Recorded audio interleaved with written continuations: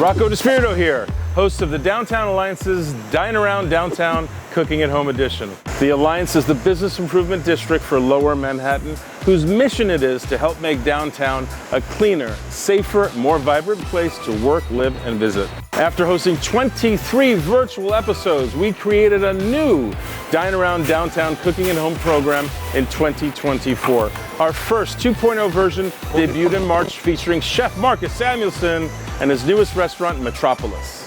So come with me now into Michelin-Starred Chef Edi Frauneder's Fine Eye restaurant, Schilling, located right here, 109 Washington Street.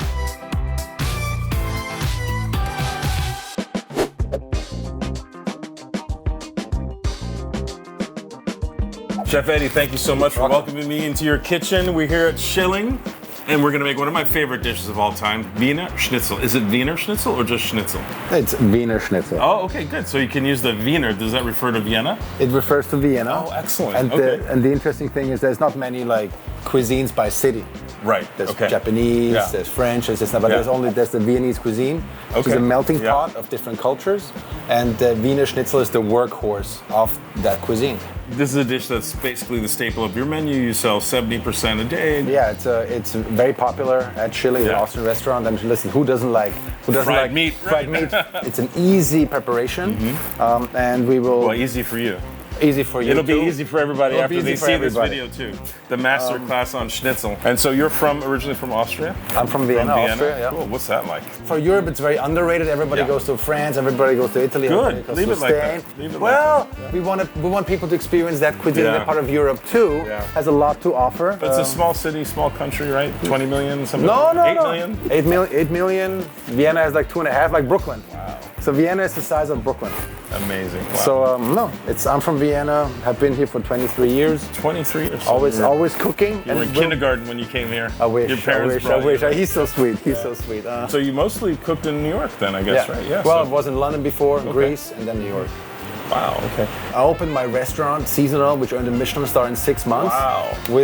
In 2008. That is very fast. But thank God New Yorkers are very well traveled. Yes. So they go skiing in Austria. They understand Schnitzel now, and they understand all the other components of that cuisine, the spätzle, the smoked trout, and so on and so forth. And that's what we serve here at Schilling. Cool, man. Let's jump in. I can't wait to see how you do this. You know, I'm gonna make you work a little bit. Yeah. Is that okay? I don't mind. I mean, come on.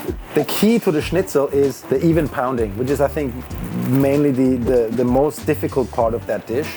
And not talked about a lot. I think everyone knows you need to pound it, but we don't know why or how. Let's just identify this beautiful butterflying situation here. You cut about 1.5 inches thick of meat and then you butterflied it to create a very large footprint, I guess, right? Yeah, and then we basically use this freezer bag. Another incredible technique. We do this because it's cleaner. And you're chopping. Contains all the moisture. And you know what? It stays nice and even, and you can just gently pound it out on both sides. And it's also like a tenderization process. Right. The tenderizer. So you go nice and thin. He's done this before, no question about it. Okay, I think that's good enough. Look at that, guys. Look, you can almost see through it, but you don't want it to be too thin, otherwise there'll be no mouthfeel. It dries out. It dries out. Okay, you ready? And we're just using the side, right? Yeah. Cool. And you're not trying to get a giant footprint, right? You're not looking for the big. I've seen Schnitzel's growing, right? It's growing. Yes. Over the plate. I like a little like beef to the meat because then it's also a touch more moist. This guy's a little faster than me. I still haven't gotten it as thin as yours. But I like that you're using the side. Most people, I think, will want to use this and this, and it's not necessary. And also remember, this should be a pretty heavy one. Yeah. This you've had for a little while, right? Well, it's even some of those metal pieces are already like broken off. So right. It has a good run. Look, I got a hole in mine. Oh, I'm fired. So this is what you don't want, the hole in the center. But I think we're gonna make it work, right? We're gonna make it work. Cool. All right, chef. It's a little thick, but we'll survive it. Let me perfect it one more time, just to be safe. Go for it.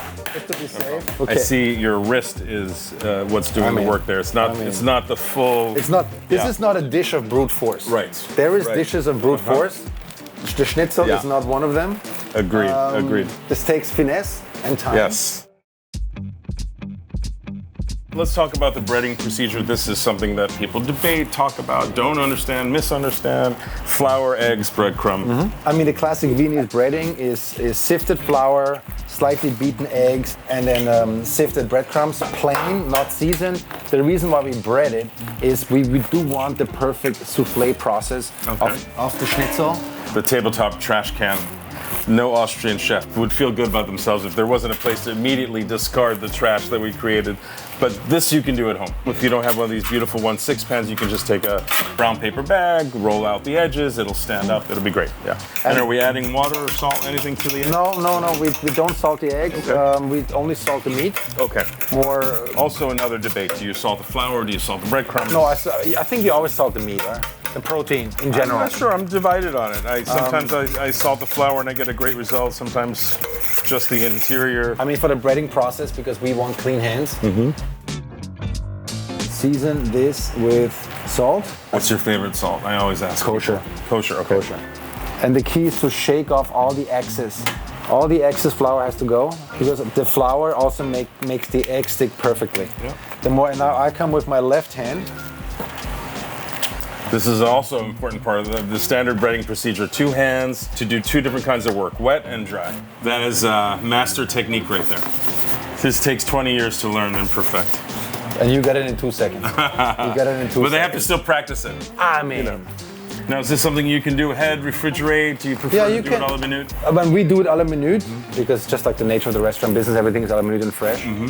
But you can do this at home 2 hours before. Yeah. This is actually the best dinner party. The best dinner party is you have all your condiments ready to go, and you pre-bread this, have your oil sitting in the back ready to go whenever your guests are coming. Have a nice glass of Grüner with them. Grüner Veltliner, the greatest white wine happens to be made in Austria. Absolutely. Absolutely. Right? Well informed. And then whenever they come, everything's ready prepped. 2 hours later, you just fry it, takes 60 seconds, minute and a half. Everybody's eating, and you're the star of the night. Amazing. And you enjoy your company.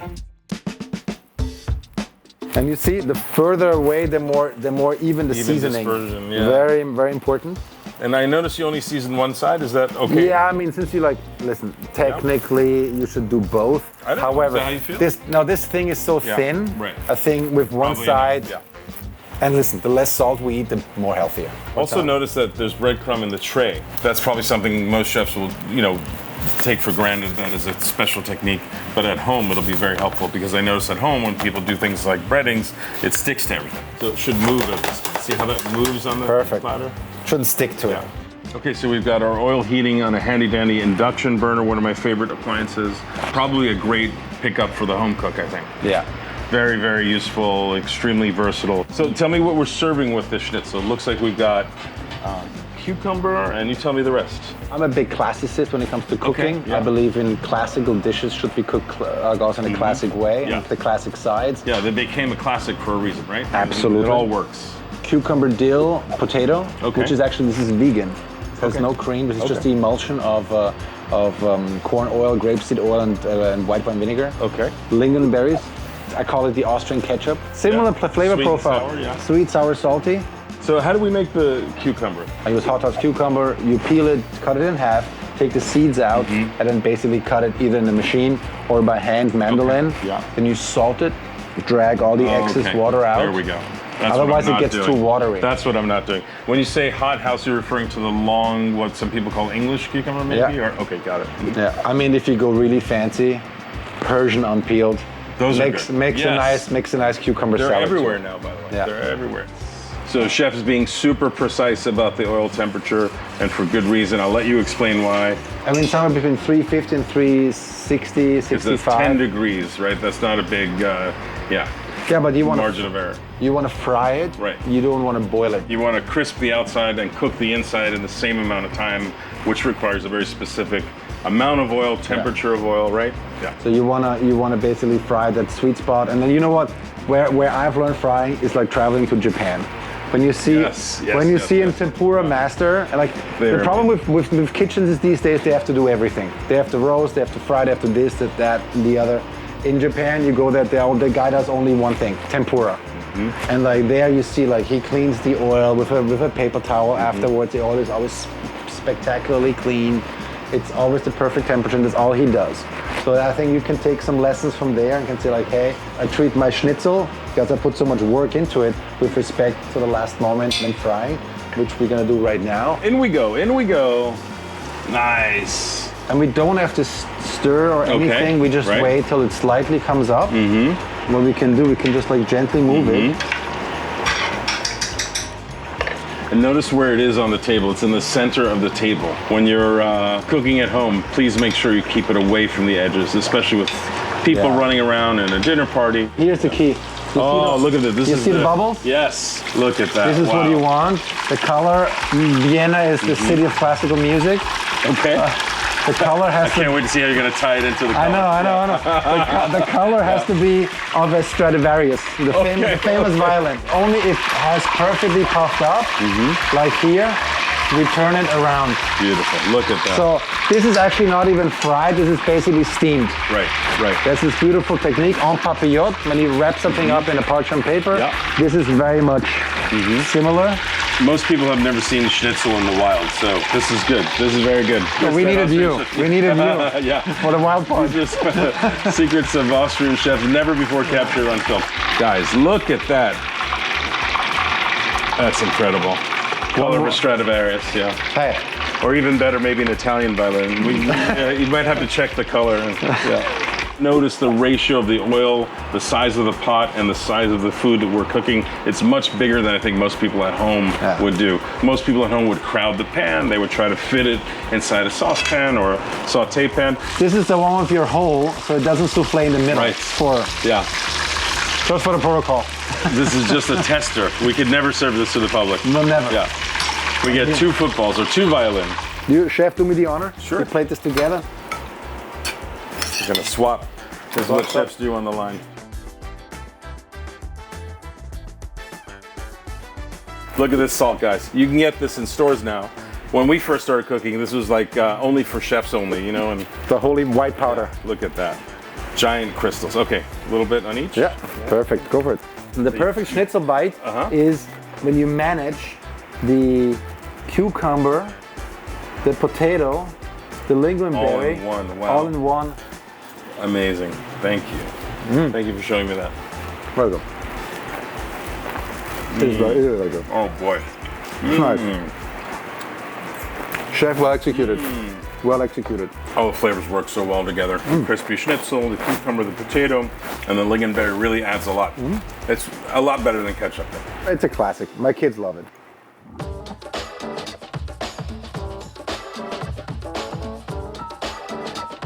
It's a feel-good breakfast pancake for kids' morning lunch. Souffle pancake? Yeah, it's unrelated to schnitzel. No, but the only thing, the schnitzel is souffled, that pancake will be hopefully there's the thread. There's the thread. Yeah, we all want to eat air. Yes, and then stay lean and mean for the summer. All right, cool. Let's see how you do it. Let's jump right in. Got a lot of ingredients. Looks like it's a lot of work. This looks more intimidating than it is. Yeah. We're gonna start with one beautiful classic technique how to create flavor is making a little caramel for our berry sauce, okay? All right, let's talk about this for a second. This is a dry caramel we're making? Yeah. Okay, so dry caramel, hot pan, sugar, and that's it. And we do this slowly. I start with the pan getting slightly warmer so the caramel does not burn at any point and that it caramelizes evenly. In the meantime, while we wait for this, we will be separating some egg yolks and egg whites. The egg whites, as usual, go into the big bowl of our KitchenAid. The most important part is no goldfish in the no goldfish in the egg whites. Otherwise, you do not have a nice meringue, which you need for this dish. You mean like that? That's still okay. I think we're gonna be okay. But whenever this happens and you have goldfish and your meringue is not working, you add a couple of drops of lemon juice. Oh. Done. And then we add 2 to 3 spoons of crystal sugar. So when this puppy is done, we move it into the KitchenAid. Any stand mixer, even 2 quarts is enough to make something like this at home. All right, so you're making meringue. I'm making meringue. Here's our caramel slowly. Yeah. Slowly coming. We can go a bit higher on the temperature. And now into the egg yolks, we add sour cream. Amazing. I ate this as a child. My dad would make this in his pastry shop and bakery for breakfast. Great brunch dish. So your dad was a baker? Yeah, he was a baker and pastry chef. We add some lemon zest and orange peel. Okay. Our meringue is coming along too. and we can slowly go easier. This is so, you see there's a pro at work. I love it. I love it. The caramel already getting color too. Yep. Now you have to be careful that it doesn't get too dark. Here's some important part of this process. The most important part is quality control. Yes, of course. Rocco, taste it. I can't control a lot of quality with this quantity. Is this the only? Just a taste for now. This is a red wine from Austria, Blaufränkisch, native grape to Austria. The names of the grapes in Austria. Oh my God. And we deglaze the caramel with red wine. Love how you tied it in. That's good. That's great. All right, so it's a red wine caramel. That's interesting. So, and then of course we add some aromats. We add some sourness and cinnamon. Our meringue is ready. See, that was basically a set it and forget it situation. Yeah, it's 2 minutes done, and you don't have to hold anything. It looks like pretty stiff, yeah. Stiff. Yeah. So these are how stiff they are. Nice, chef. Fold the meringue now into our mixture here. Aerate it, right? Well, you can mix this forcefully in a little bit, okay. just a little bit. Mix it in. And now this is, again, the aeration part. Strain the flour in because we want it to be nice and fluffy. Okay, now it gets interesting. Now we fold everything here in there. Go, go, go, go, go. So when I fold with a whisk, I lift and I let it fall through. And you should try that at home. It's a cool folding technique. I'm gonna add some lemon juice to our caramel. So again, you can make this 2 hours ahead. Yeah. No problem. And when your guests come for dessert, you just bake it in the pan. I've seen entire brunch concepts built around the souffle pancake. I mean, entire brunch businesses. And now the Japanese souffle pancake is like, this is very similar. They perfected it. This is very similar. Yeah. The only difference is like no sour cream in the Japanese pancake, and they're covered while they're cooking. So it's like just perfect. They're getting like 6,000 meters of height, and it's crazy. You know, the Europeans love their butter. For good reason. Still the best tasting fat. Besides bacon fat. You want the butter still just slightly foaming. It can be heaping spoons. It can be any size. It can be, I like them a bit smaller. Does come out a bit more elegant afterwards. Also, the plating is more playful. The kids like it too.